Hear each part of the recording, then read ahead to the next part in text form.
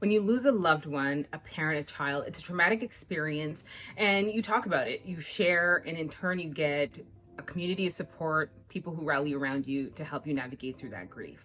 Pregnancy loss, on the other hand, you don't really talk about it, and that's in large part because it's met with this kind of societal shrug, like you're expected to just be over it, although it's a traumatic experience. Back in September, I lost my baby boy at 19 weeks due to PPROM, which is a preterm premature rupture of membranes. Essentially, my water broke. I never knew that could happen, especially when you roll into the second trimester, you think you're free and clear. And unfortunately, it's not until you experience something that it's brought to your awareness. He would have been born this month, and so in honor of his memory, I wanted to share a little bit of my story and talk about things that have helped and are helping me heal following my pregnancy loss. Hey everybody, I'm your girl Danie, and welcome back to We're Gonna Need More Coffee, because we just do. This is your destination for both life and creative inspiration, because here we brew creativity. We brew a lot of things. Today I'm hoping that we brew some encouragement and some support. I'm a longtime creator and beginner digital artist, making my dreams come to life. And so here I'll be sharing my life stories, wins, challenges, and art. So if you haven't done so already, be sure to hit that subscribe button and turn your notification buttons on so you don't miss a single update. Now grab your mug and let's get back to today's chat. One of the things I found most beneficial in my healing journey has been both sharing and listening to other women share their pregnancy loss stories. In sharing my story, it's allowed me to process, accept, come to terms with what happened. And within the right support setup, I was even able to get insight that I found to be a little bit more comforting, things I wouldn't have thought of. And then in listening to other women share their stories, I felt less alone in my experience. I, like many women who experienced this, felt very isolated and a lack of support. But that's not to say I didn't have any support at all. So on one hand, I had people who were supportive and allowed me to talk about it, cry about it, be quiet if I wanted to be. And then on the other hand, I had people who claimed to be supportive, but they were always trying to rush me through my grief. And what I learned was it's like you have to limit who you're sharing your experience with and who's around you in that time for your own self-preservation. It's not everybody who's capable nor equipped to support you, and it's for you to make the differentiation between who those people are. Some people will plant seeds of doubt within yourself where they'll have you feeling like, oh, well, actually, yeah, maybe I am, crying too much, or maybe I am not taking the right steps to go back to life as normal. That's how I felt. And I gave birth on a Sunday, but I was at the gym on Sunday, like the following Sunday, because I was told that I need to get on with life.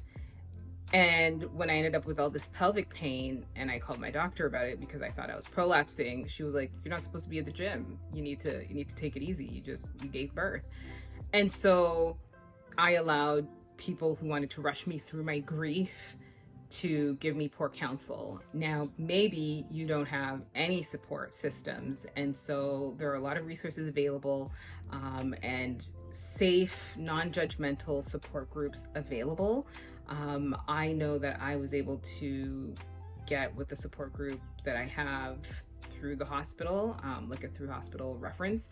And so they are out there. Seek them out so that you can have the proper support that you need. You don't have to pretend to be okay to make other people comfortable. If anything, you are doing yourself a great disservice. By suppressing your own emotions, you are actually delaying your healing process.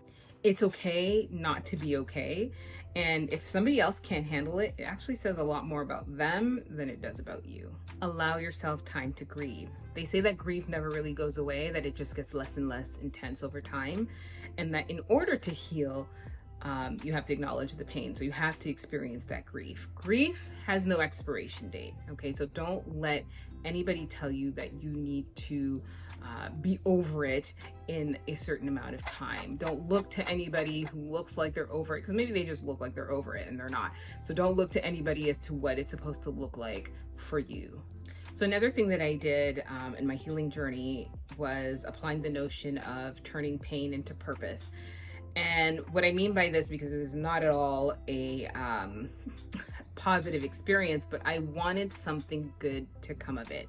I came across a video where a woman had also experienced loss and she donated her breast milk. I tried to do the same because I thought it was a brilliant idea. And this is not for everyone, but it didn't work out for me either, despite thinking that was a good idea, because my milk supply was too low, and I find that I was actually getting anxious trying to have more milk to donate, and so it wasn't suiting the purpose of turning it into purpose. But instead, I decided to delve into my art and started writing a book for parents to share with their kids who experience pregnancy loss, because I had to tell my kids that they weren't going to have a baby brother.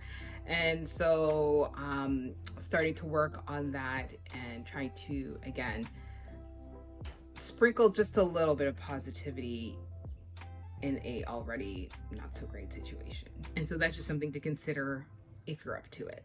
Now, if you're watching this because you know somebody who's experienced pregnancy loss and you would like to be a support for them, then there's this one question you need to ask yourself before you say anything. This question is what I'm going to say going to trivialize this person's experience? If your answer is yes, if what you're going to say is going to by any means try to minimize and make the situation seem like it's less than, then it is better not to say anything at all. Which one of these, if any, has been insightful to you? Or is there anything that you want to add? Feel free to comment below. If you know anyone who would benefit from this video, please feel free to share. If you've experienced pregnancy loss, I'm sorry. My heart goes out to you. Remember to give yourself grace and compassion. Take care of yourself. Take it day by day and do what works for you. Everybody's healing journey is different. Even what I suggested might not work for you, but don't let anybody tell you what your healing journey should look like. I read a quote that said, "There is no footprint so small that it doesn't leave an imprint on this world." And that's what our babies did. They left an imprint. And so don't let anybody invalidate that for you. And you don't need anybody to validate it for you either. That's it for me for today. Thank you for watching, and I'll see you in my next video. Bye for now.